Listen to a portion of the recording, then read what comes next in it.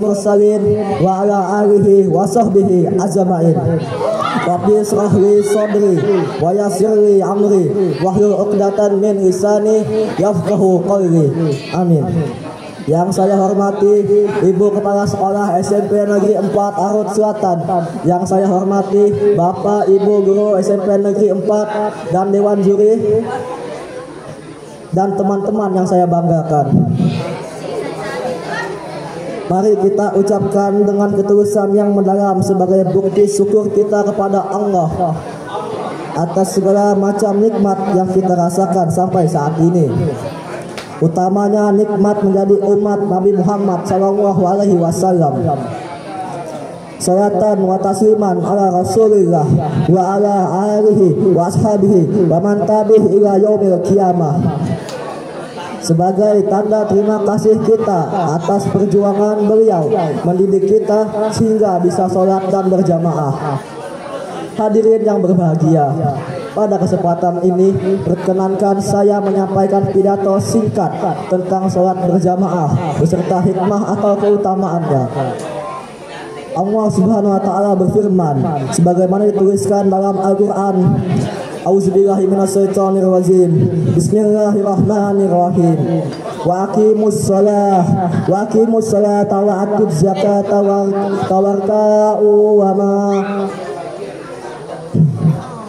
wa aqimus salata wa atuz zakata warka'u ma'arakiin.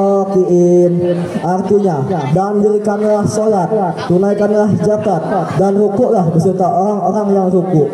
Al-Baqarah ayat 43. Kemudian disampaikan oleh Abu Hurairah radhiyallahu anhu, ada seorang laki-laki buta menghadap Rasulullah SAW dan berkata, "Ya Rasulullah, sungguh aku ini tidak mempunyai seorang penuntun yang menuntunku ke masjid." Maka beliau memberi keringanan padanya. Ketika ia berpaling pulang, beliau memanggilnya dan bertanya, "Apakah engkau mendengar azan untuk salat?" Ia menjawab, "Ya." Beliau bersabda, "Kalau begitu, datanglah." Hadis riwayat Muslim. Hadirin yang dirahmati Allah, berdasarkan ayat dan hadis tadi dapat disimpulkan bahwa salat berjamaah sangat dianjurkan dalam agama Islam, ditujukan kepada semua umat beragama Islam. Terlepas dari hukum salat berjamaah yang bersifat khilafiyah di kalangan ulama, ada yang menghukumi wajib, ada yang menghukumi fardu kifayah, dan ada yang menghukumi sunnah muakkadah. Akan tetapi di dalam tema pidato ini saya akan menjajal hikmah dan keutamaannya saja agar kita semakin termotivasi mengamalkannya hingga akhir hayat nanti. Amin. Baik, lantas apa saja hikmah dan keutamaan sholat berjamaah? Inilah jawabannya. Keutamaan dan hikmah sholat berjamaah ada 4, hadirin. Yang pertama yaitu agar lebih dicintai oleh Allah Subhanahu wa taala. Rasulullah sallallahu alaihi wasallam, artinya sesungguhnya sholat seseorang yang berjamaah dengan satu orang adalah lebih baik daripada sholat sendirian, dan sholatnya bersama 2 orang jamaah adalah lebih baik daripada sholat bersama 1 jamaah. Semakin banyak jamaahnya, maka semakin dicintai oleh Allah Ta'ala. Hadis riwayat Abu Daud. Mengenai hal ini, hadirin sebaiknya coba pikir-pikir sendiri. Jangankan dicintai oleh Allah, dicintai oleh bapak ibu guru saja, Masya Allah, senangnya. Apalagi kalau mikir pemberian atau pertolongannya, pasti jauh lebih menyenangkan daripada tidak dicintai. Betul? Hadirin yang berbahagia. Kemudian, apa hikmah atau keutamaan yang kedua? Keutamaan yang kedua yaitu untuk menyatukan barisan umat Islam. Dalam hal ini, An-Nu'man bin Bashir radhiyallahu anhu berkata, "Saya benar Rasulullah SAW bersabda, kamu sekalian harus meluruskan safmu, atau biarkanlah Allah menyelisihkan antara kamu sekalian." Hadis riwayat Bukhari dan Muslim. Jadi, sholat berjamaah dapat dijadikan sebagai cara menyatukan perbedaan antar umat Islam seagama. Kenapa? Karena di situ ada nilai kebersamaan, di situ ada nilai persaudaraan, di situ juga ada nilai silaturahim dan lain sebagainya. Hadirin yang berbahagia, hikmah atau keutamaan sholat berjamaah yang ketiga yaitu agar mendapat derajat pahala yang berlipat-lipat. Dalam hal ini Abdullah ibnu Umar radhiyallahu anhu menyampaikan bahwa Rasulullah SAW bersabda, dari ibnu Umar, sesungguhnya Rasulullah SAW bersabda, sholat berjamaah itu lebih utama daripada sholat sendirian sebanyak 27 tingkatan. Hadis riwayat Muslim. Ya, satu kali sholat tapi pahalanya 27 kali lipat. Ibaratnya kita beli satu kue tapi dapat 27 kue. Ada nggak promo seperti itu? Gak ada. Ada pedagang yang berani melakukannya? Gak ada. Tapi Allah yang Maha Pemurah dalam melakukannya untuk orang yang sholat berjamaah. Allah akan memberikan pahala yang berlipat-lipat itu kelak sewaktu manusia membutuhkannya di akhirat. Hadirin yang berbahagia, adapun hikmah atau keutamaan sholat berjamaah yang keempat yaitu rahasia dalam artian untuk mendapat hikmah dan keutamaan yang masih dirahasiakan. Adapun dalil yang menjelaskan tentang keutamaan ini adalah sholat yang paling berat bagi orang-orang munafik ialah sholat isya dan subuh. Seandainya mereka tahu apa rahasia yang ada pada kedua sholat itu, mereka akan mendatanginya walaupun dengan merangkak. Hikmah yang masih terpendam inilah yang terlalu diburu para jamaah sholat, baik yang sudah mendapat rahasianya, apalagi yang belum. Tapi yang jelas, sungguh tampak terlihat di wajah orang-orang yang tulus ikhlas istiqomah sholat berjamaah ada keceriaan, keteduhan, dan ketenangan yang menyentuh hati orang yang melihatnya. Inikah rahasia yang dimaksud? Wallahu a'lam. Hadirin yang berbahagia, demikianlah pidato tentang keutamaan sholat berjamaah yang dapat kami sampaikan. Mudah-mudahan pidato singkat ini bisa menggugah hati saya khususnya dan hadirin umumnya untuk semakin rajin sholat berjamaah. Biiznillah wa birahmatillah walillahi ta'ala. Amin ya rabbal alamin. Akhir kata, jika ada jarum mata jangan disimpan di peti, jika ada salah jangan simpan di hati. Atas salah hilaf kami mohon maaf, atas perhatian kami sampaikan terima kasih yang sedalam-dalamnya. Wassalamualaikum warahmatullahi wabarakatuh.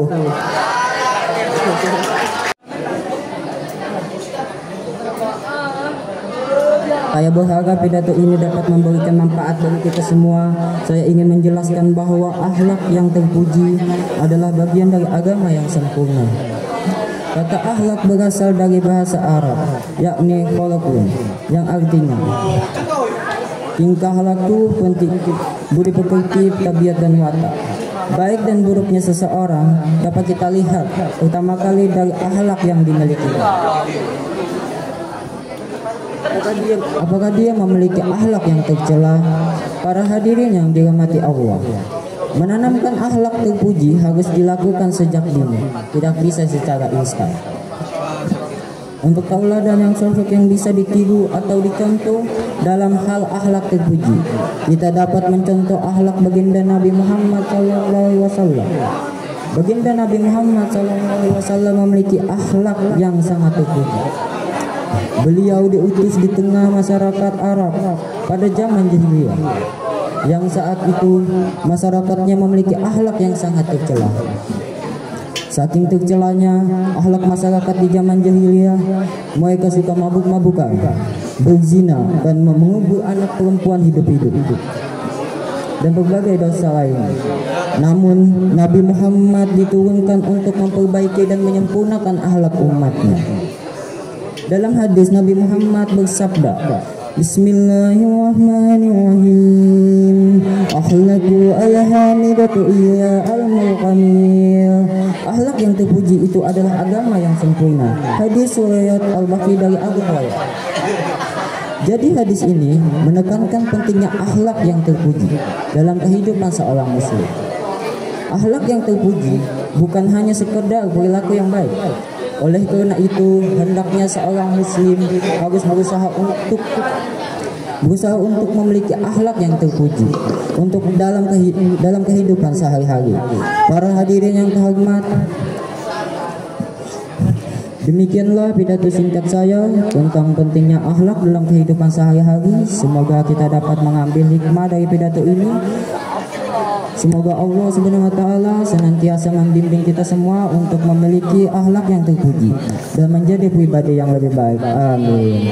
Terima kasih. Wassalamualaikum warahmatullahi wabarakatuh. Subhanahu wa ta'ala. Alhamdulillah, segala puji bagi Allah Subhanahu wa ta'ala yang telah memberikan kita kesempatan untuk berkumpul di bulan Ramadan yang penuh berkah ini. Salawat serta salam kita curahkan kepada junjungan kita Nabi besar Muhammad Shallallahu Alaihi Wasallam beserta keluarga, sahabat dan pengikutnya hingga akhir zaman. Berdirinya saya di sini karena saya ingin menyampaikan sedikit pidacil yang berjudul Ramadan Glow Up. Saatnya jadi pribadi yang lebih baik. Teman-teman, sebelum saya memulai pidacil saya ingin berpantun sebentar. Teman-teman sekalian nanti jawab cakep ya. Pipi bengkak jangan diraba. Dikasih obat biar tidak terasa. Bulan puasa sudah tiba. Mohon ampun segala dosa.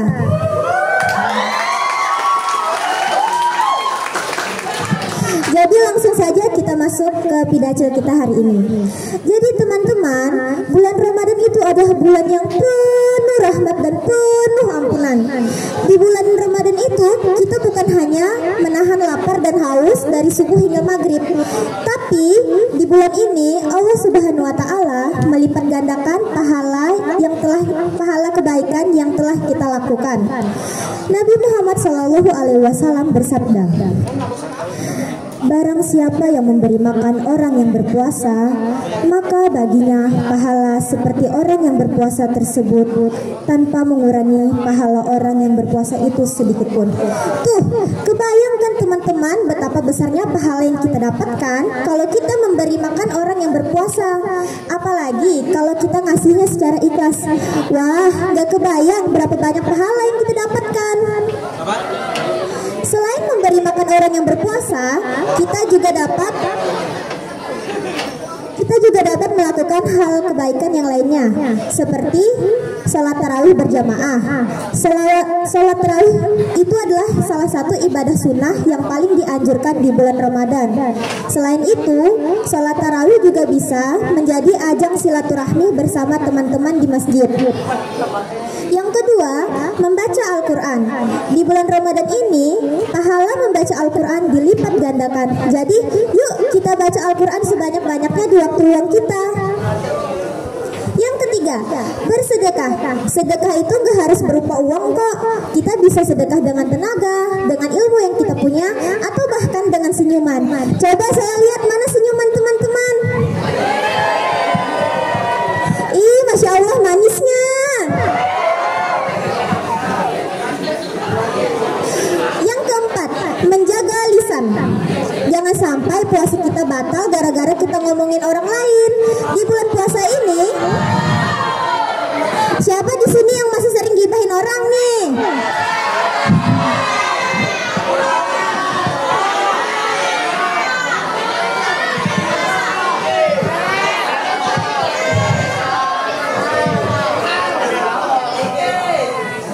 Nah, teman-teman, mulai sekarang kita usahakan yuk selama bulan Ramadan ini dan bulan seterusnya, mari usahakan untuk tetap berkata yang baik-baik. Dan yang terakhir, membantu sesama. Di bulan Ramadan ini banyak banget orang yang membutuhkan bantuan kita. Jadi yuk kita luangkan waktu kita untuk membantu mereka yang membutuhkan. Allah Subhanahu wa taala berfirman dalam surah Al-Baqarah ayat 195 yang artinya, dan berbuat baiklah karena sesungguhnya Allah menyukai orang-orang yang berbuat baik. Jadi tunggu apa lagi teman-teman? Yuk kita berlomba-lomba dalam melakukan hal kebaikan.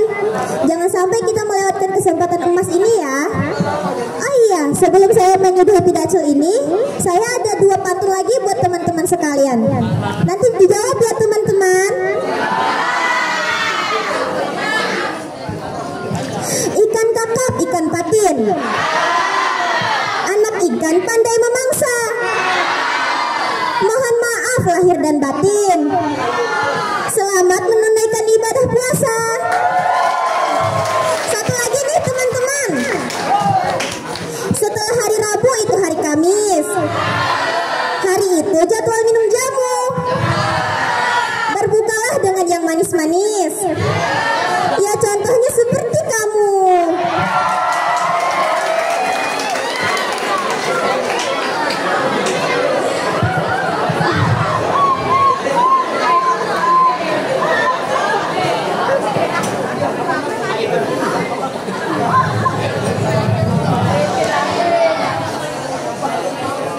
Hadirin yang dirahmati Allah Subhanahu wa taala, mari kita jadikan bulan Ramadan ini sebagai momentum untuk kita memperbaiki diri kita, baik dalam segi beribadah maupun dalam berbuat hal kebaikan.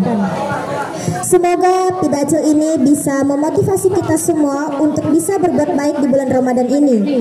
Mari kita jadikan Ramadan tahun ini sebagai Ramadan terbaik di dalam hidup kita. Itu saja yang dapat saya sampaikan.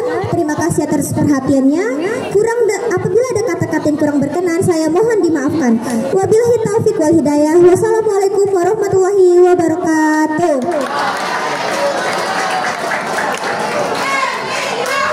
Saya banggakan, alhamdulillah kita telah memasuki bulan suci Ramadan, bulan yang penuh berkah dan ampunan. Ramadan adalah kesempatan bagi kita untuk memperbaikan diri, meningkatkan kualitas ibadah, dan mendekatkan diri kepada Allah Subhanahu wa taala. Dalam Al-Quran, Allah Subhanahu wa taala berfirman, "Hei orang-orang yang beriman, diwajibkan atas kamu untuk berpuasa sebagaimana diwajibkan atas orang-orang sebelum kamu, agar kamu bertakwa." Quran Surah Al-Baqarah ayat 183. Ayat ini mengingatkan kita bahwa puasa bukan hanya sekedar menahan lapar dan dahaga, tetapi juga untuk meningkatkan kesadaran dan ketakwaan kita kepada Allah Subhanahu wa taala. Dalam kehidupan sehari-hari, kita sering kali terjebak dalam rutinitas yang menonton dan lupakan makna yang lebih dalam dari puasa. Kita seringkali lebih fokus pada aspek lahiriah puasa, seperti menahan lapar dan dahaga, daripada aspek batiniah, seperti meningkatkan kesadaran dan ketakwaan kita. Oleh karena itu, marilah kita manfaatkan bulan Ramadan ini untuk memperbaiki diri dan meningkatkan kualitas ibadah kita. Marilah kita fokus pada aspek batiniah puasa, seperti meningkatkan kesadaran dan ketakwaan kita. Dalam kesempatan ini, saya ingin mengajak kalian semua untuk melakukan beberapa hal. Pertama, marilah kita meningkatkan kualitas ibadah kita, seperti sholat, zakat, dan sedekah. Kedua, marilah kita memperbaiki hubungan kita dengan sesama manusia, seperti berbuat baik kepada orang lain, memaafkan kesalahan orang lain, dan menjaga keharmonisan dalam masyarakat. Ketiga, marilah kita memperbaiki diri kita sendiri, seperti meningkatkan kesadaran dan ketakwaan kita, seperti memperbaiki akhlak dan perilaku kita. Dengan demikian, kita dapat menemukan makna yang lebih dalam dari puasa dan Ramadan, serta meningkatkan kualitas hidup kita sebagai umat Islam. Akhirnya, saya ingin mengucapkan selamat menunaikan ibadah puasa kepada kita semua. Semoga kita bisa manfaatkan bulan Ramadan ini dengan sebaik-baiknya dan menjadi umat Islam yang lebih baik. Amin ya rabbal alamin. Sekian dari saya. Terima kasih. Wassalamualaikum warahmatullahi wabarakatuh.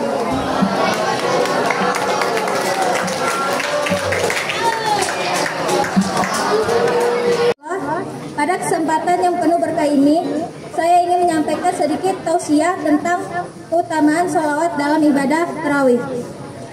Yang pertama, tarawih ibadah istimewa di bulan Ramadan. Sebagaimana kita ketahui, sholat tarawih merupakan ibadah sunnah yang sangat dianjurkan pada bulan Ramadan. Rasulullah SAW bersabda dalam hadis riwayat Bukhari dan Muslim, barang siapa yang menghidupkan malam Ramadan dengan penuh keimanan dan mengharap pahala, maka diampuni dosa-dosanya yang telah lalu. Sholat tarawih bukan hanya sekedar ritual ibadah, tetapi juga sebagai bentuk ketaatan dan kecintaan kita kepada Allah Subhanahu wa taala. Namun, ada satu amalan yang sering terlupakan dalam sholat tarawih, yaitu memperbanyak membaca sholawat kepada Nabi Muhammad SAW. Kedua, keutamaan sholawat dalam sholat tarawih. Sholawat adalah bentuk cinta kepada Rasulullah. Allah berfirman dalam surah Al-Ahzab ayat 56, sesungguhnya Allah dan malaikat-malaikatnya bersolawat untuk Nabi. Wahai orang-orang yang beriman, bersolawatlah kalian untuknya dan ucapkanlah salam penghormatan kepadanya. Membaca sholawat memiliki banyak keutamaan, terutama saat kita menjalankan ibadah tarawih. Yang pertama, sholawat membantu mengangkat doa.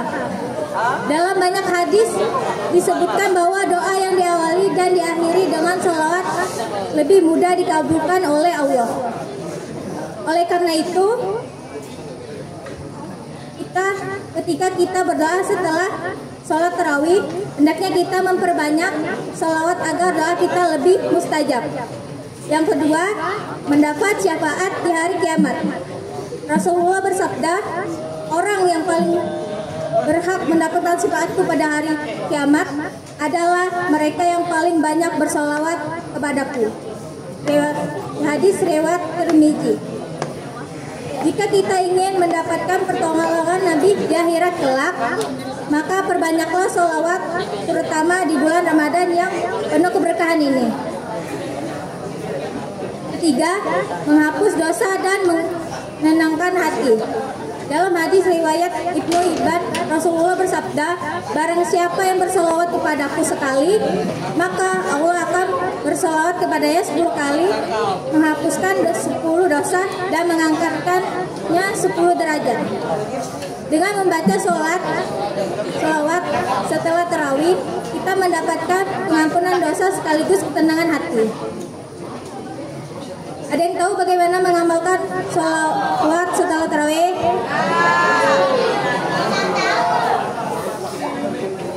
Agar kita bisa meraih keutamaan sholawat dalam ibadah tarawih, berikut beberapa cara yang bisa kita lakukan.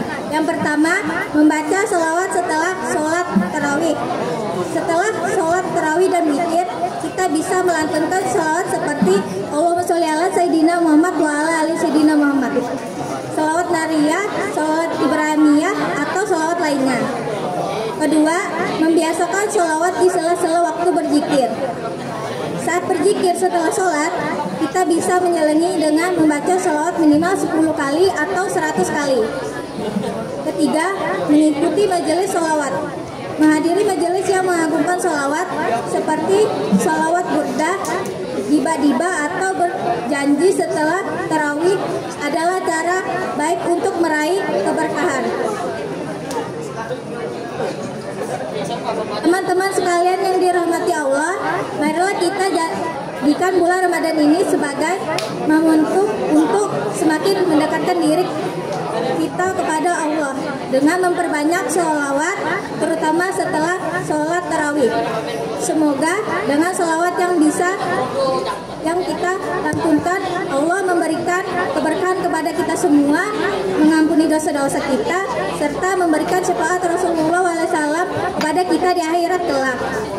Semoga Allah menerima seluruh amal ibadah kita di bulan Ramadan ini dan menjadikan kita sebagai hamba yang istiqomah dalam beribadah. Sekian, terima kasih dari saya. Wassalamualaikum warahmatullahi wabarakatuh.